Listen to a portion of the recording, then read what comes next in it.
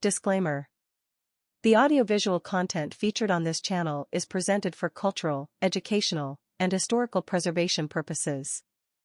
The Celluloid Vault is dedicated to safeguarding and assembling cinematic materials as part of the enduring legacy of film history. No infringement of copyright is intended. All works belong to their respective creators and rights holders.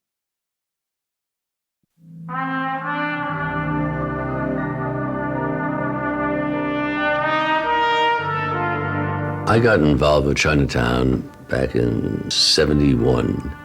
I was having dinner with Bob Towne, who was at that moment a fledgling writer with a good reputation, and I wanted him to write Gatsby for me. I offered him at that time, which was an astronomical amount, $175,000 to do it. He said, no, I don't want to try and beat Fitzgerald.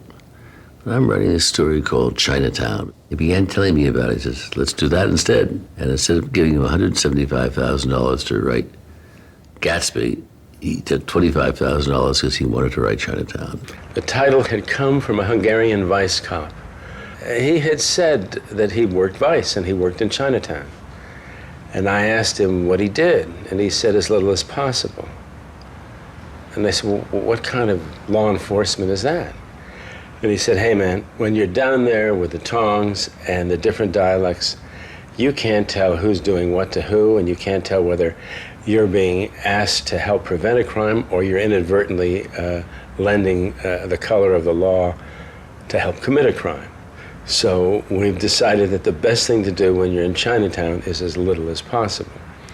The whole Chinatown project started with Jack Nicholson calling me one day. We were planning to make something together for years and couldn't find anything.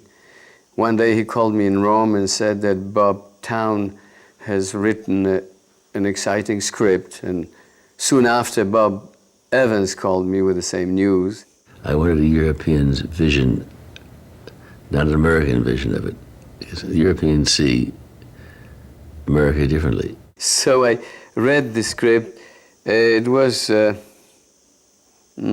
period when I didn't want particularly to return to Los Angeles. It was a few years after Sharon Tate's death.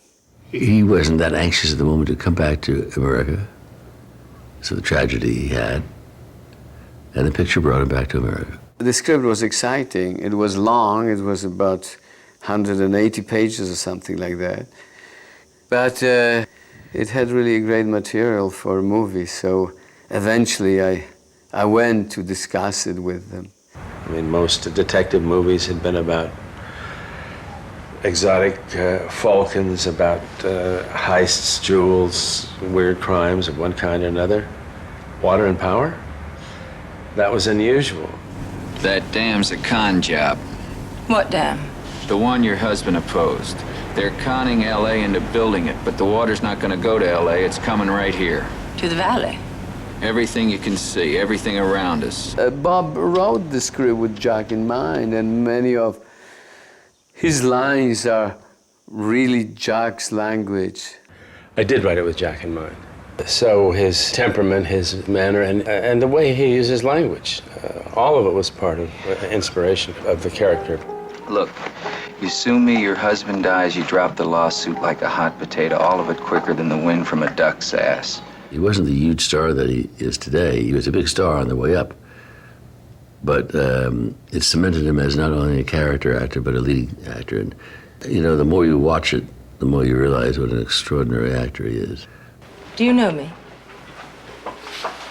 Well, I think I would have remembered. Have we ever met? Well, no. That's what I thought. You see, I'm Mrs. Evelyn Mulray. You know Mr. Mulray's wife? Not, that Mulray. Yes, Mr. Geddes, that Mulray.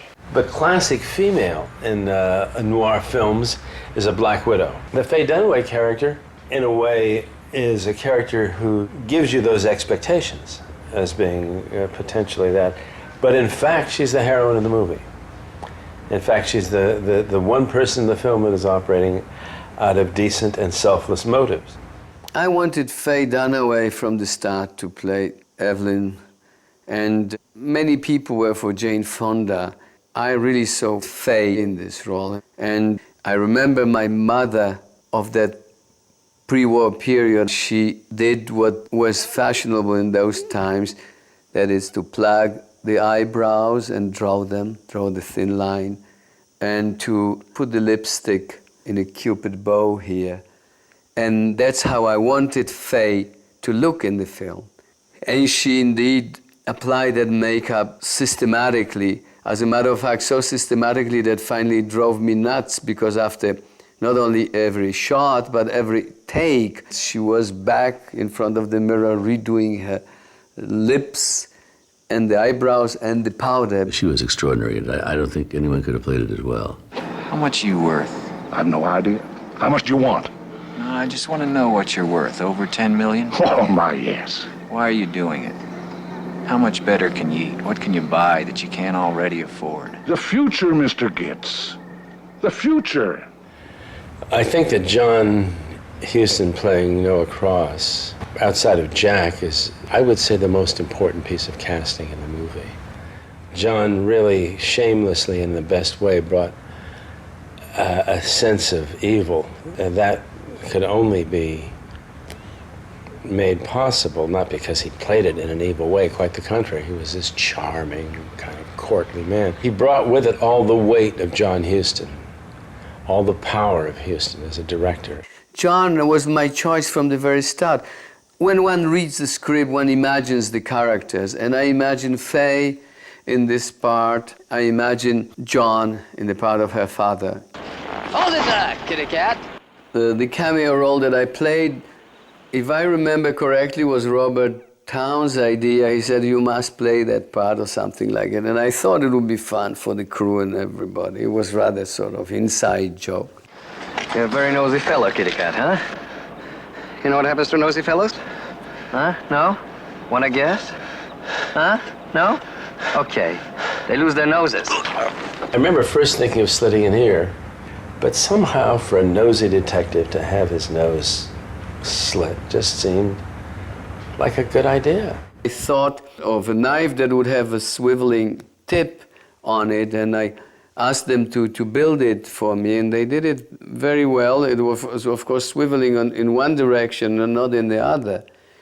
And I said to Jack, please, you have to remind me each time before we rehearse or before I do the take to hold the knife in the right direction, because if I turn it around like this, I just rip your nostril. That was very good, because that added drama to Jack's expression, I think. I was never worried about it. If Roman planned something, it wasn't planned capriciously, it was planned very detailed.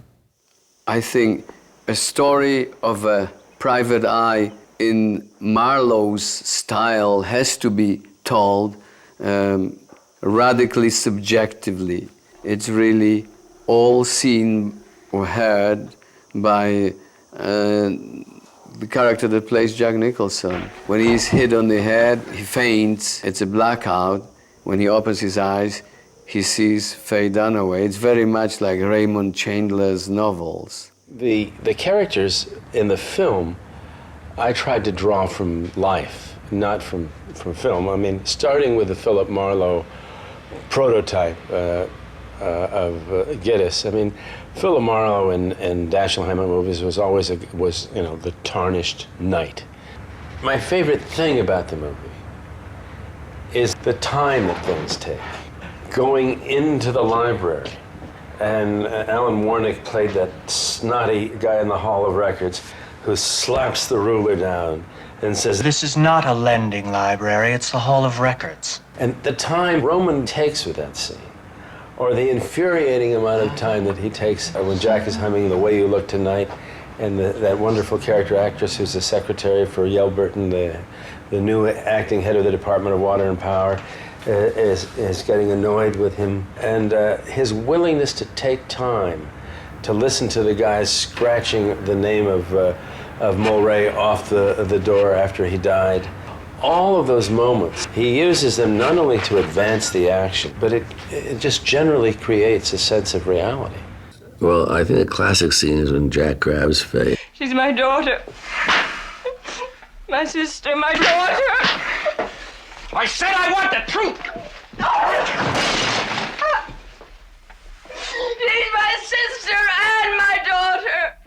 understands what Chinatown is all about. For some reason, my favorite scene from the visual point of view, that's the scene when they leave the Brown Derby and you see Jack and Faye in profiles, and he's got very good dialogue about the nose. He says, I goddamn near lost my nose, and I like it. I like breathing through it. in the background between them, you can see the valet fetching Evelyn's car, etc. I think this is a nice shot. There's something about powerful directors. They're just unmistakably powerful.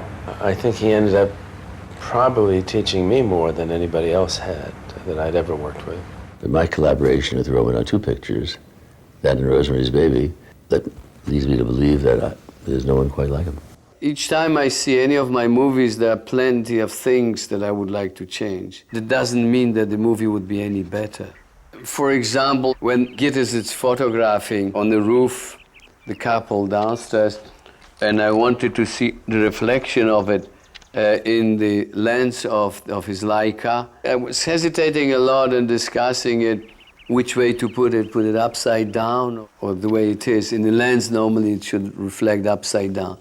And I thought, for the audience's sake, we won't put it upside down. Today, I would definitely put it upside down.